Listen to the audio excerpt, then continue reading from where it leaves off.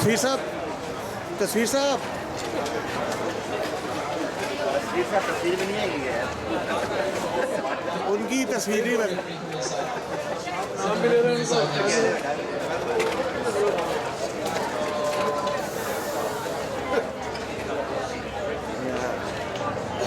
तस्वीर है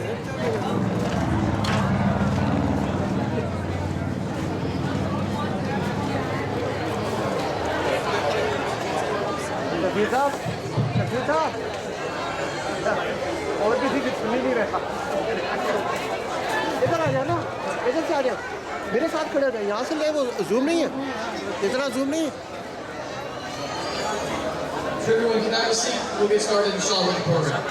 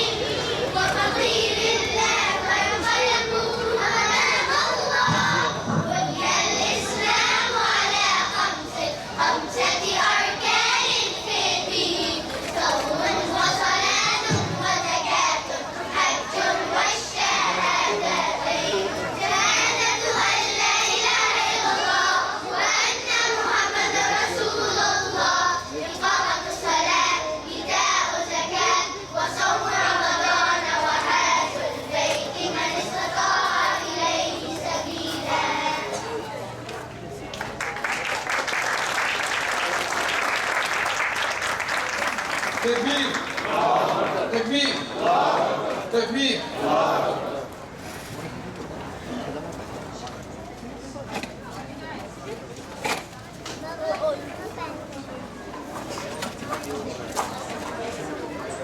ask our next guest to come up on the stage, I'll just make a couple of points here. There's 2 tables set up on this side of the tent towards the front, where there's artwork being sold, Islamic artwork. All the proceeds from that artwork will be going towards the school. As well, there are books being sold by Brother Padri, who was up here earlier. You guys can get more information about everything he talked about. He just sort of brushed the surface. There's a lot more detail in the books. So please take a few minutes to stop by and visit both of those tables. So next up, I'd like to introduce someone who I've known for a very long time. Imam Sakifan is a family friend, someone who's I've known for over 20 years. And if any of you all have been to Maryland, and you go to any of the Muslim communities there and mention his name, everyone will definitely recognize him. And that's not because of anything else, but mashallah, he's done so much good work there, and so much of an effort there, that he's become well known for that reason. He set up schools, he established communities, and one of the forward thinkers, and really one of the great personalities in that area. So I was really, really happy when I heard that he was available to come and speak with us tonight. So inshallah, without any further ado, I'm asking him to come up on stage.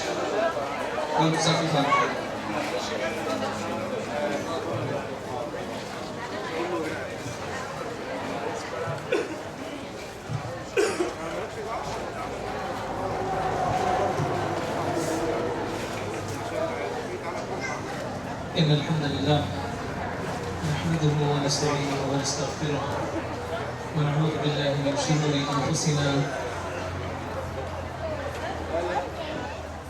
Sisters, if I could just have your attention, inshallah. Sisters, inshallah, sitting right in front of me in this table, inshallah, if I can get your attention. Sisters, inshallah.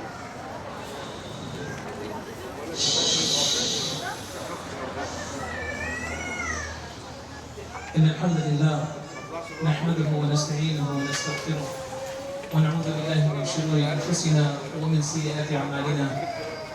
من يهده الله فلا مضل له ومن يضلل فلا هادي له. وأشهد أن لا إله إلا الله وحده لا شريك له وأشهد أن محمدا عبده ورسوله صلى الله عليه وسلم. يا أيها الذين آمنوا اتقوا الله حق تقاته ولا تموتن إلا وأنتم مسلمون. يا أيها الناس اتقوا ربكم الذي خلقكم من نفس واحدة وخلق منها زوجها وبث منهما رجالا كثيرا ونساء واتقوا الله الذي تساءلون به والأرحام إن الله كان عليكم رقيبا. يا أيها الذين آمنوا اتقوا الله وقولوا قولا سديدا يصلح لكم أعمالكم ويغفر لكم ذنوبكم ومن يطع الله ورسوله فقد فاز فوزا عظيما.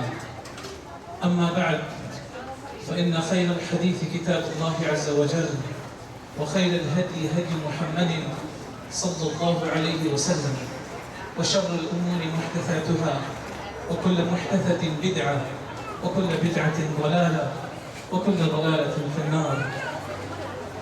Brothers and sisters, Assalamu alaikum wa rahmatullahi wa barakatuh. Brothers and sisters, this evening before we start, inshallah, forgive me, but sisters, we need your attention, inshallah. We're here for a few minutes, and inshallah, we want to make this very fruitful, not only for the children, but for the community, but also for ourselves, and our enhancing our positions in the hereafter in front of Allah Azza wa Jal. Brothers and sisters, the issue of Islamic schools You know, Brother Habib, he pointed out to you all the dangers that exist in society and how we have to protect our children. Brothers and sisters, like Habib, like Brother Habib, and like Brother Osman, myself also, all of us have grown up here in the States. And many of you kids and youth, no doubt you guys have grown up here in America. Yet, we have a lot of our brothers and sisters who've come from abroad. I can tell you, brothers and sisters, those of us who've grown up here, this really is our country, America. It's not to sound negative about the various countries that we come from. The point being that we don't know any of the other countries, whether it's Pakistan, whether it's Egypt, whether it's Syria, whether it's Yemen, whether it's Sierra Leone or Somalia or Ethiopia or Eritrea. We don't know those countries. We've grown up here. We know this country better than any other country. So the point being that we are here more than likely to stay unless they kick us out, which they're talking about these days. So, brothers and sisters, if we understand that we are here to stay, then we've got to establish ourselves. No doubt, establishing the masajid was the first step. And alhamdulillah, there are masjids all over this nation. All over this nation there are masjids. They might not have the formal structure of the masjid, but you see them everywhere. In rented garages, to basements, to real formal structures with the domes and the minarets and all of that. But what we have to understand at the same time is that we cannot be emotional. We cannot be emotional. We have to think of the future. These masajid and Islamic centers that many of the adults have built and have been involved in, who is going to man these centers tomorrow? You see, more than 1,000 years ago, they faced the same exact question in the Americas. You see, the Muslims moved here to the Americas a long time ago. Before Columbus, before Leif Erikson of the Vikings and so on, Muslims were here in the 700s and the 800s. More than 1,000 years ago. They established masajid. Go to Brazil and Peru and Chile and Mexico and Panama and so on and Cuba, what they call Cuba today, and you will see masjids that are 800 years old, 900 years old, 1,000 years old. But many of those masajid have been converted to churches. Why? Because the community built something for their immediate need, the masjid. Did not look at the future. Go to Boston, Connecticut, and Massachusetts, Connecticut, and so on, and you will see Muslim graves that are 500, 600, 700 years old. Go to Indiana, go to Ohio, in the Midwest, and you will see Muslim graves that are 600, 700 years old, with Arabic inscriptions upon them. But why are the Muslims not the leaders of this country? Why is this country called a Judeo-Christian country when the Muslims were here before the Jews and before the Christians?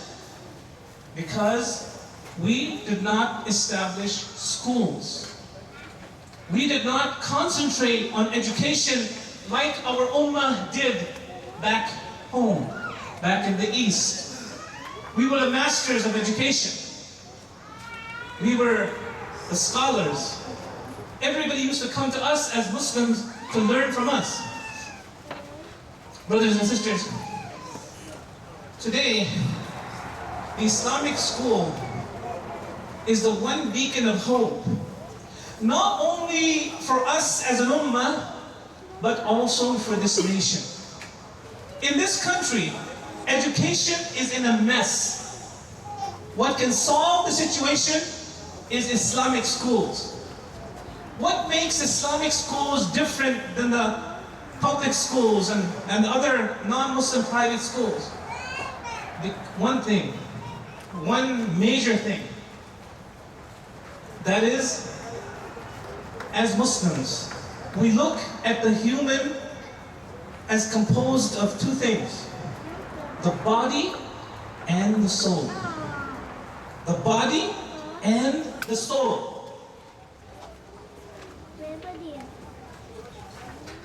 All the other schools, the majority of the other schools, they look at the human as a material entity, not as something human, as a biological being, as something material. And hence, they only concentrate on the material sciences and what will get you ahead to make money and careers and all those things. For us as Muslims, that's important. But what's more important is the nurture, along with the nurturing of the body and the nurturing of the material life, the nurturing of the soul. That's where an Islamic school is different and unique when it comes to comparing to all the other schools. That education of the soul comes from the Quran, from the Sunnah of the Prophet ﷺ. And hence, the core of the Islamic curriculum is what? Is the purification of the soul, tazkiyatun nafs. That's the core of the Islamic curriculum. And that's where the Islamic schools differ from any other school. Tonight, brothers and sisters, we are here to support an Islamic school. This is the future for the Muslims in this area and elsewhere. Brothers and sisters, like Habib, myself, we were involved in starting a school in 1995, about 18 years back. And people at that time said, "You're wasting your time. It's never going to work. You're never going to have the money." And people were opposed to it. Alhamdulillah, at this point, 18 years later, we have more than 1,000 students in the entire system. Not only that, but people are asking us to establish branches of the school all over the nation. Now, the reason I pointed this out is that Muslims now are beginning to realize how important the Islamic schools are. All over this nation, you find Islamic schools rising. Everywhere you see this happening. Tonight, we're here to support this school. And inshallah, I wanted to share with you the importance of giving in the way of Allah subhanahu wa ta'ala. You see, brothers and sisters, all of us say we're Muslims. All of us say we believe in Allah. Right? Everybody believes in Allah? That's the weakest yes I've ever heard. What is that, yes with a question or? Huh? Yes? There's nobody watching. Except Allah. Do you believe in Allah? Yes. Yes. Okay. If you believe in Allah, that means what? That you believe in the Quran. Right or wrong? You really believe in the Quran, right? Yes. Okay, so that means you believe in the Prophet sallallahu alaihi wasallam as well. Yes. Right? So what does it mean when you say that you believe in Allah and you believe in the Quran, you believe in the Prophet sallallahu alaihi wasallam? It means that you trust what Allah has told you, right? Yes. You trust what the Prophet sallallahu alaihi wasallam has told you, right? You trust what the Quran tells you, right? Yes? Yes. Loud. It has to be loud, yes. I need to know that you all really believe. Okay, you believe, okay. So if you trust what Allah has said in the Quran and what Prophet Muhammad ﷺ has said in the Sunnah, that means that whatever is said is the truth. Right? So for us to believe in it means that whatever is said is the truth and we're ready to do whatever is asked of us from the Quran or the Sunnah of the Prophet ﷺ. Yes or no? Yes. Okay. Prophet Muhammad ﷺ, he said, "As-sadaqatu burhan." As-sadaqa burhan. Which means, sadaqah, when you give in the way of Allah subhanahu wa ta'ala, is a proof. Okay, is a proof of your faith. Okay, all of us have said we believe in Allah, we believe in the Quran, we believe in the Prophet sallallahu alaihi wasallam, we believe in Islam. Let's see. Let's see. Tonight. You see, the word sadaqah, people translate it as charity. That's not the right translation. It's better to just write, transliterate it and say S-A-D-A-Q-A, rather than write charity. How many brothers and sisters are from the Arab background? How many? Not many, huh? Few, huh?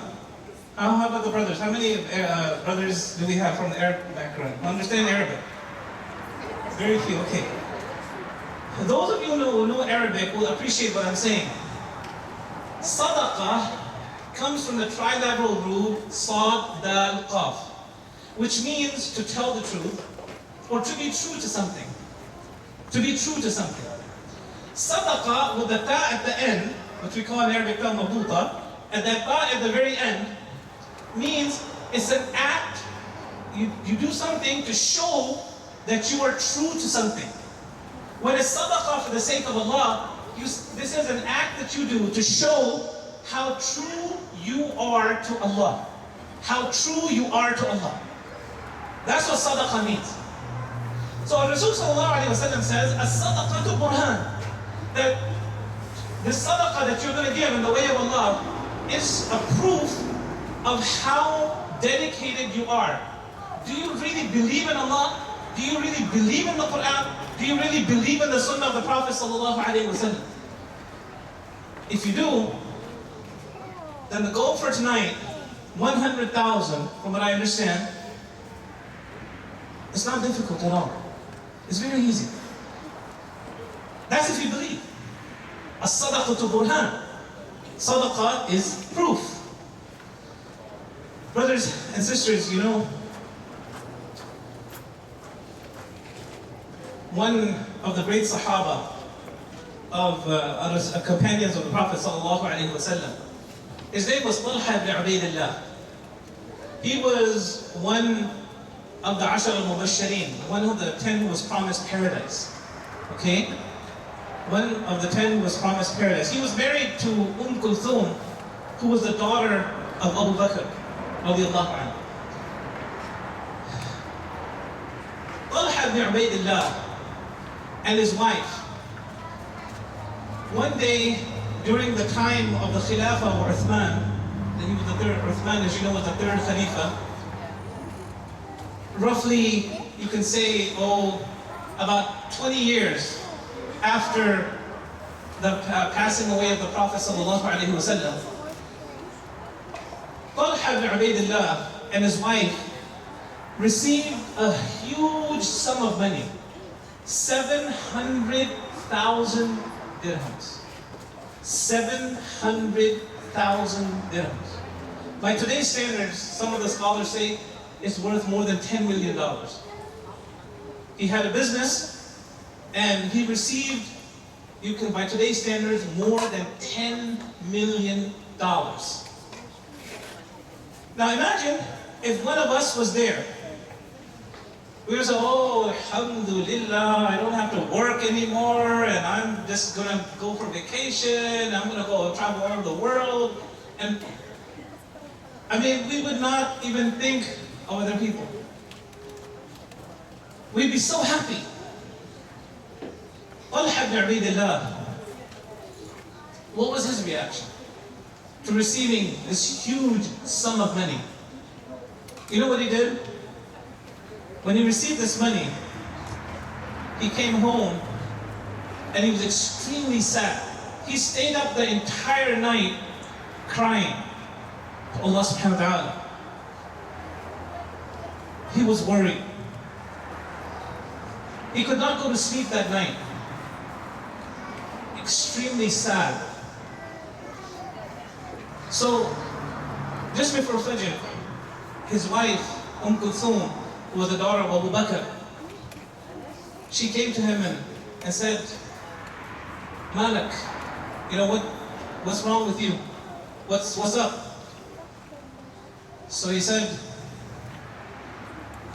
all night long, going to tafakkar, I was thinking, ما ظن الله بعبد بات وفي بيته هذا المال.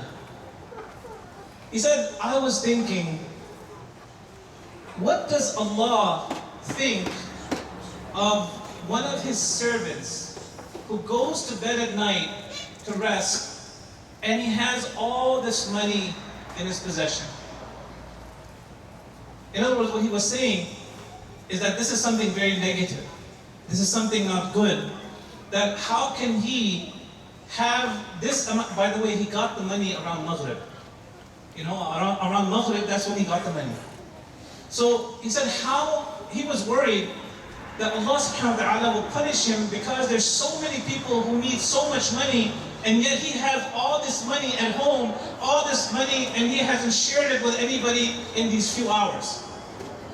So his wife, Kulthum, she said, well, how about the Ashab al-Sufa, you know, the people who used to live right near the Prophet ﷺ, near his house, right outside, they used to live in the masjid. How about the Ansar? How about the Muhajirin? And she began naming all those different people that he can give the money to. She never said anything like, well, look, Allah gave me that money, right? So there must be some good in this. Allah will give them money also, Allah Kareem. Allah will give them money, don't worry about other people. Allah, you know, do you think that only Allah is just worried about you? He worries about everyone.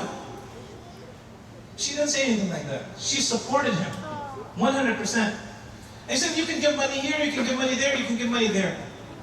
So he said to her, you're right, you're right. And he took the money, and that, right after Fajr, he distributed 700,000 dirhams to the people in Medina.